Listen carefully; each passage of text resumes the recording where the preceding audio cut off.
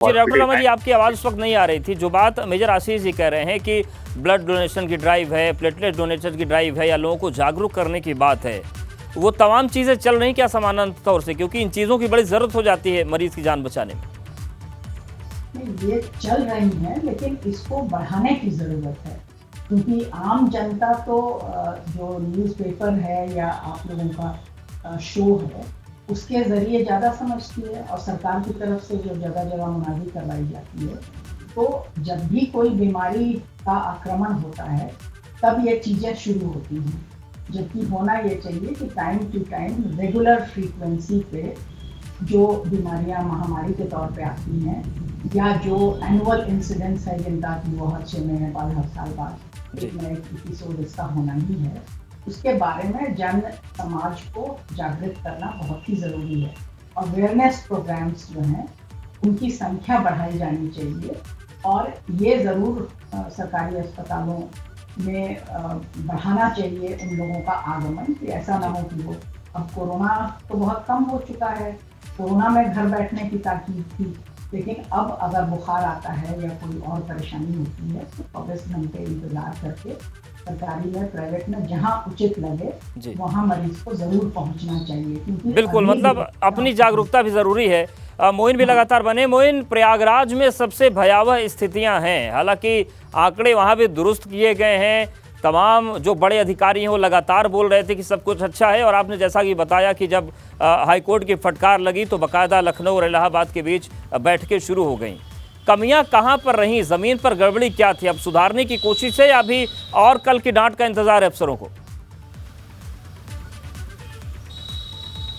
देखिए, निश्चित तौर पर कहा जा सकता है कि ये मच्छरों से फैलने वाली बीमारी है, लेकिन राहत और बचाव के लिए जो इंतजाम किए जाने चाहिए थे, लगता है कि सरकारी अमला नींद में सोया हुआ था। और जब ये बीमारी जो है लगभग महामारी की तरह तेजी से फैलने लगी, तब वो धीरे धीरे कर नींद से जागने लगा है। ना तो साफ सफाई के पुख्ता इंतजाम है, ना ही एंटी लार्वा का छिड़काव हर जगह किया जा रहा है, ना ही जागरूकता अभियान चलाया जा रहा है। और हाईकोर्ट में तो कल सुनवाई के दौरान कोर्ट ने साफ तौर पर कहा कि ऐसा लगता है कि सरकारी अमला जो है वो ठंड का इंतजार कर रहा है कि सर्दियां जब बढ़ेंगी तो ये बीमारी अपने आप खत्म हो जाएगी। यानी सरकारी अमला कुछ करना ही नहीं चाहता है। तो ये बहुत तल्ख टिप्पणी है और सरकार को और जो सरकारी अमला है उसको आईना दिखाने वाली टिप्पणी है। अब देखने वाली बात ये होगी कि कल जब तमाम अधिकारी कोर्ट में तलब होंगे तो वो क्या प्लान लेकर के जाते हैं, क्या कुछ आंकड़े बताते हैं, और आगे ये बीमारी जो महामारी का रूप लेते जा रही है, बहुत बुरी तरीके से प्रयागराज में इसका प्रसार फैलता जा रहा है। तो देखने वाली बात ये होगी कि अधिकारी क्या प्लान लेकर के जाते हैं, क्या कुछ बताते हैं और ग्राउंड पर क्या स्थिति दिखाई देती है। क्योंकि सरकारी फाइलों में तो बहुत लंबे चौड़े दावे किए जाते हैं, लेकिन ग्राउंड जीरो पर क्या हकीकत देखने को मिलती है, इस बात का इंतजार रहेगा। बिल्कुल, और आपके जरिए लगातार मोइन दिखा भी रहे हैं हम लोग, लेकिन अनुभव अब सवाल ये है कि मुख्यमंत्री योगी आदित्यनाथ ने तो कई दिन पहले तमाम बड़े अधिकारियों को निर्देश दे दिया था कि डेंगू को लेकर आप लोग सारी व्यवस्थाएं कर लीजिए, चाहे जो भी इंतजाम है कमी नहीं रहनी चाहिए और सब कुछ दुरुस्त रहे। लेकिन क्या मुख्यमंत्री के आदेश को भी कुछ अधिकारी दरकिनार करने की हिम्मत रखते हैं क्या प्रदेश में? गाहे बेगाहे दबी जुबान तो लोग कह देते हैं, पर क्या ये सत्य है क्या?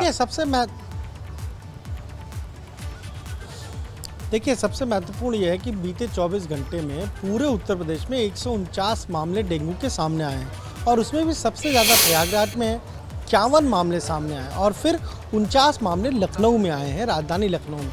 राजधानी लखनऊ में ऐसा कोई भी दिन नहीं जब 25-30 ऐसे डेंगू के मरीज सामने ना आ रहे हों। सरकारी अस्पतालों की भी बात छोड़ दीजिए, प्राइवेट अस्पतालों में लोग भर्ती हो रहे हैं, एडमिट हो रहे हैं। और जहाँ तक डेंगू की बात है, देखिए, ये गंदगी से और जो पानी जमा होता है वहाँ पर मच्छरों के पनने से, डेंगू मच्छर जो होते हैं उससे ये जो हम क्या बीमारी फैलती है। और कहीं ना कहीं इसमें नगर विकास विभाग की भी जिम्मेदारी है, उसकी भी अपनी जिम्मेदारी है। तो क्या शहरों में उस तरह से सफाई हो रही है? क्या उस तरीके से पानी का जमाव नहीं होने दिया जा रहा है? ये भी बहुत महत्वपूर्ण है। मुख्यमंत्री ने जब बैठक की थी अवधेश, जब आप कह रहे हैं, उसमें सभी विभागों को बुलाया था, वो सभी लोग बैठे थे, अधिकारियों को साफ तौर पर कहा था कि सब लोग मिलकर काम करेंगे, खासतौर से डेंगू ना होने पाए, डेंगू ना फैलने पाए। पर आप देखिए, डेंगू के मामले तो हर जगह सामने आ रहे हैं। ऐसा कौन सा जिला होगा जहां पर रोज मामले सामने नहीं आ रहे हैं? अब ये अलग बात है कि आंकड़ों में वो कम आ रहे हैं, लेकिन हर जगह हर जिले में स्थिति क्या है, किसी से छुपी बिल्कुल छुपे नहीं है। तो इसमें आप बिल्कुल देखिए, राकेश नगर जी, विकास विभाग को सवाल भी ये काम है करना कि स्पष्ट निर्देश थे मुख्यमंत्री के सभी को कि आप लोग व्यवस्थाओं को बना के रखिए। आखिर क्या दिक्कत है कि जब तक मुख्यमंत्री मौके पर नहीं पहुंचते तो विभाग अपना काम कर ही नहीं पाते? कहीं कोई घटना हो जाए तो मुख्यमंत्री को जाना पड़ता है, कोई महामारी आ जाए तो मुख्यमंत्री को ग्राउंड पर उतरना पड़ता है, कुछ हो जाए तो मुख्यमंत्री जी को आना पड़ता है। बिना मुख्यमंत्री की फटकार के बाकी विभागों की नींद नहीं खुल पाती क्या? प्रशासनिक तंत्र में जड़ता वर्षों से रही है।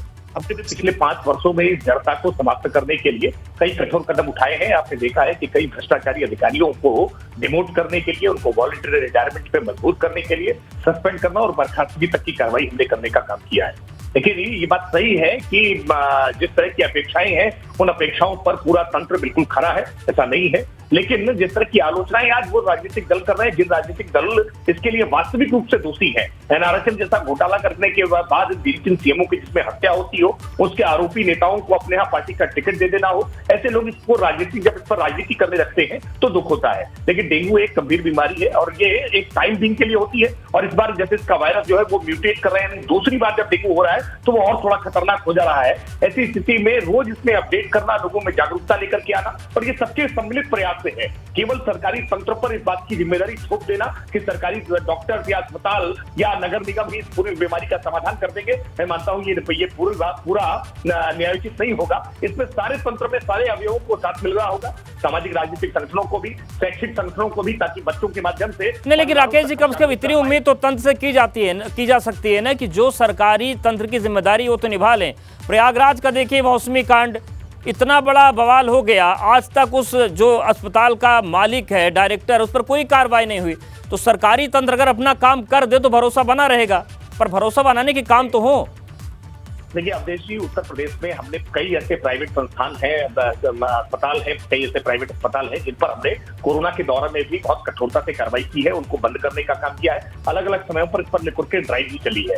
जो प्रयागराज का जो विषय है जिसमें खराब प्लेटलेट्स या जिसको मौसमी का जूस कहा जा रहा है, वो तय नहीं हो पाया अभी तक कि वो वास्तविक तौर पर क्या था, लेकिन वो जांच के लिए प्रयोगशाला में गया है। जल्दी उसकी रिपोर्ट भी आएगी निकल करके सामने। मैं पूरे विश्वास के साथ कह रहा हूँ, आपको इसमें नीर छीर विवेचन का काम होते हुए दिखाई पड़ेगा। जो दोषी है निश्चित तौर पर उनके खिलाफ कार्रवाई होगी, किसी भी व्यक्ति की जांच जाएगी और जवाबदेही तय नहीं होगी, ऐसा नहीं हो सकता है। उत्तर प्रदेश बिल्कुल, और तेज काम करने की जरूरत भी है, क्योंकि जैसा कि हाई कोर्ट करा है कि ठंडी का इंतजार ना हो। आप सभी हमारे साथ बने रहिए। मेजर आशीष जी के पास भी जाएंगे, रतीश के पास भी जाएंगे।